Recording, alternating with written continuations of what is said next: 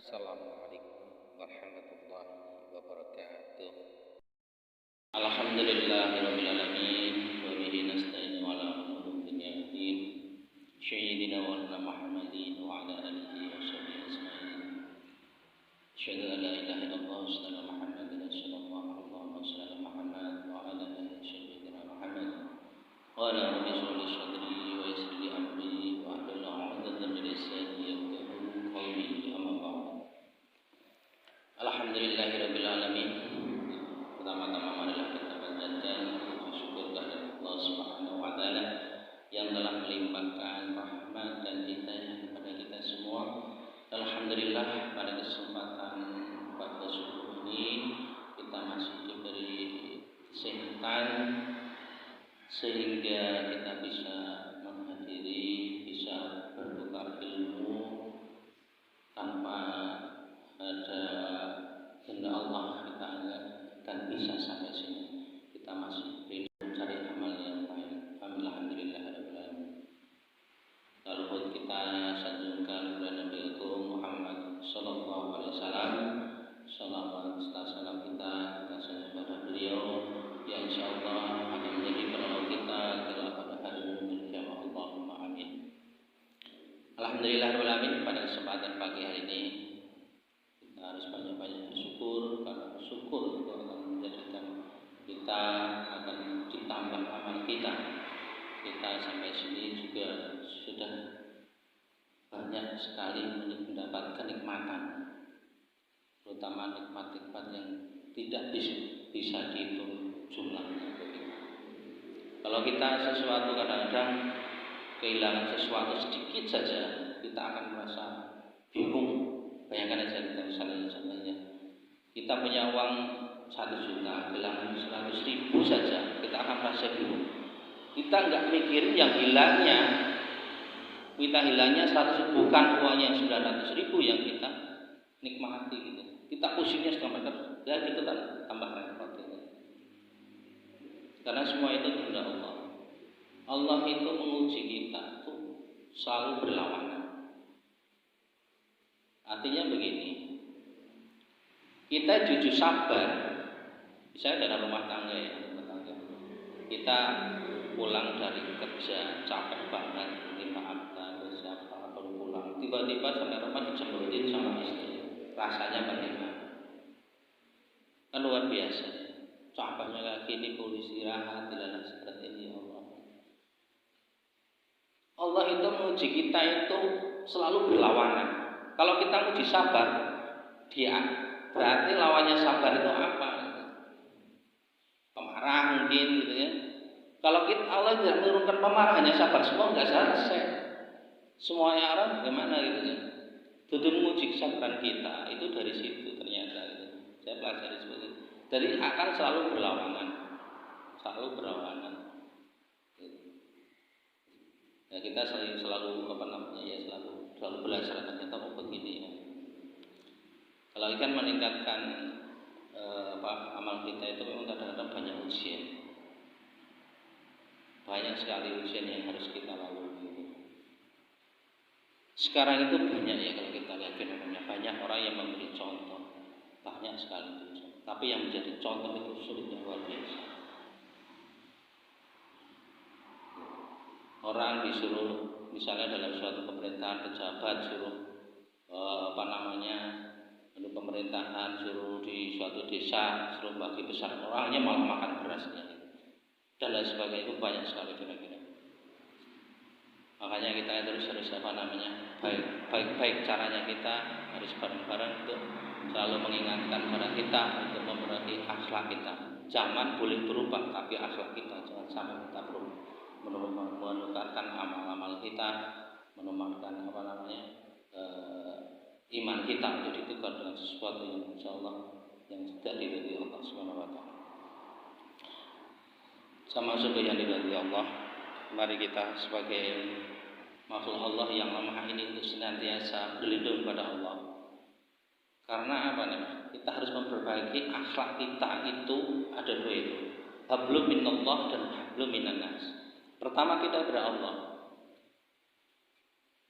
Maksudnya bagaimana kalau kepada Allah? Ya kita jangan sampai kita menyekutukan Allah, dan kedua kita harus taat benar dengan perintah-perintah Allah. Gitu. Kalau kita sungguh-sungguh dalam suatu apapun, dalam suatu keadaan apapun, kalau kita yakin bahwa Allah itu menjadi penolong, pasti akan terjadi. Saya pernah mengalami hal, mungkin ini kisah nyata saya sendiri, insyaallah ya. Saya pernah mengalami hal yang mungkin kalau saya itu nggak masuk akal. Saya nggak masuk akal benar-benar. Suatu saat saya itu jadi perantauan. Dulu waktu pertama kali saya harus di luar pulau di daerah timur lah, daerah Bali, Lombok dan sebagainya. Sama orang tua saya kan orang tua yang nggak punya lah, sederhana ya anak. Saya harus tekad saya, orang tua itu nggak bakalan bisa membiayai kuliah saya. Saya sudah rembukan semua, saya nggak bakalan bisa mampu. Ya sudah saya tekad. Hanya kalau dulu itu saya dikasih uang untuk bayar sekolah, total itu 250.000 di Bali. Saya nggak tahu sampai sana itu Bali itu seperti apa, saya nggak tahu sama sekali. Sedangkan bayar sekolah saya dikasih uang waktu itu 300.000, 50.000 itu untuk transport. Sampai sana nggak tahu. Saya nggak kenal siapa-siapa di sana, kan luar biasa. Nggak kenal. Kalau saya kenal ada saudara dan sebagainya, insya Allah saya nggak ada masalah. Saya nggak kenal. Saya cuma dikasih teman dari kakak saya. Ini ada teman, tapi nggak tahu orang masih di sana apa. Saya nggak tahu. Dikasih alamatnya benar pada saya nggak tahu. Saya nggak tahu sama sekali waktu itu. Pokoknya saya berangkat, Bismillah. Saya yakin Allah akan menolong sesuatu yang kita yakini. Allah itu pasti akan menjadi penolong. Saya sudah berangkat. Sana benar-benar saya nggak tahu apa-apa. Sudah sampai sana, saya cari dan sebenarnya saya bayarin. Uang saya habis untuk bayar sekolah. Karena waktu sore itu saya nggak punya tempat mau tinggal di mana gitu kan. Ya Allah, mau tinggal di mana saya ini udah sore sampai jam 6, hampir jam 6, jam 5. Oke, saya masih bisa alamat saya kasih, saya nggak tahu. Di situ alhamdulillah saya cari-cari muter-muter sampai maghrib baru ketemu. Itu pun teman kakak saya itu sudah ibaratnya kos kecil untuk dihuni berapa orang. Sudah saya penting ada katanya. Di situ banyak sekali anjingnya. Masya Allah, astagfirullahaladzim. Sudahlah, saya terima aja. Saya bersama bersyukur saya sudah mendapatkan tempat. Suatu ketika saya itu ya Allah kayak ini terus bagaimana ini? Apa yang saya cari waktu itu? Saya untuk berpanas. Saya harus bisa dalam niat saya harus punya tempat tinggal pertama. Kedua, saya harus bisa cari makan di situ. Saya harus bisa bekerja di situ untuk biaya hidup saya. Jangan saya nggak kenal siapa-siapa.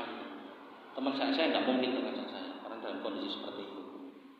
Ya Allah, saya harus belajar. Bagaimana bagaimana? Pertama saya cari apa? Masjid.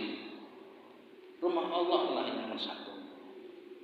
Masjidnya jaraknya berapa? Saya harus berjalan itu sekitar 30 menit untuk berjalan. Hampir berjalan 30 menit lebih 45 menit saya jalan. Mulai dari pagi subuh sampai siang itu saya ke masjid terus. Dan suatu ketika selesai maghrib saya ke masjid. Saya ke masjid itu pokoknya setengah jam sebelum maghrib saya sudah sampai situ. Habis sholat jamaah dari maghrib sampai isya saya nggak pernah bangun, nggak pernah bangun atau beranjak dari tempat masjid. Saya cuma zikir, istighfar, totalitas ya Allah. Saya yakin Allah menjadi penolong saya. Karena saya nggak bisa makan dari situ kalau gitu. Kalau pikir secara masuk akal nggak masuk akal. Harus bagaimana? Ya Allah, begini saya harus pakai harus ke kampus dan sebagainya. Alhamdulillah saya jalani itu sebelum keyakinan tiap hari di situ tidak beranjak dari masjid. Suatu ketika kayak saya zikir, sholat dan sebagainya, semua amalan-amalan insyaallah yang Bapak Ibu sudah tahu. Dalam waktu 1 minggu itu seperti luar biasa, keajaiban yang luar biasa. Dan saya itu nggak berpikir panjang, ya Allah. Ada orang yang nawarin saya seperti ini. Ayo datang dan ditanya itu, kamu siapa ya? Ini saya. Nah ini dari sini sudah kamu ke tempat saya aja. Nanti saya kasih kerjaan, tempat tinggal dan nanti bisa kerja. Masya Allah, syukur yang luar biasa itu. Ternyata begitu. Saya maknai ya Allah, ini luar biasa. Benar-benar saya yakin Allah itu pasti menjadi penolong. Dari situlah saya yakin benar. Kalau saya sudah malam seperti itu, masya Allah. Karena secara akal saya nggak makan mampu. Saya cari kerjaan, cari orang yang bisa mengaji. Saya itu nggak mungkin. Di masjid saya diajak seperti itu. Siapa yang luar biasa? Saya langsung malam itu juga sudah saya pindah malam itu, saya pindah ke tempat itu. Kerjanya tempat alhamdulillah layak di rumah sakit namanya Laboratorium Kesehatan Denpasar. Di situ langsung, ya Allah subhanallah, inilah rasa syukur saya. Rasa syukur yang biasa bahwa Allah akan menjadi penolong dalam keadaan sesulit apapun. Saya yakin di situ. Dan banyak sekali hal yang Allah itu ngasih saya. Banyak sekali. Walaupun dalam keadaan kesulitan dan apapun, memang nomor satu kita harus perbaiki akhlak kita dan yakin bahwa doa itu pasti terkabul. Benar itu memang terkabul. Bukan di dunia, kalau memang kita dunia itu masalah, insya Allah Allah akan menyimpannya. Hanya kita pantas enggak untuk menerima doa itu gitu kadang-kadang gitu. Doa itu terkabul kadang-kadang begitu. Kadang doa kita terkabul malah enggak enak gitu kita loh. Kita mendoakan sesuatu apa ya contohnya kita pengen anak yang soleh gitu. Tidak serta-merta dikasih anak yang soleh, Allah akan menguji di sini. Kuat dikasih enggak anak yang soleh, diuji surah karuan dulu, nanti suatu saat akan menemukan sesuatu yang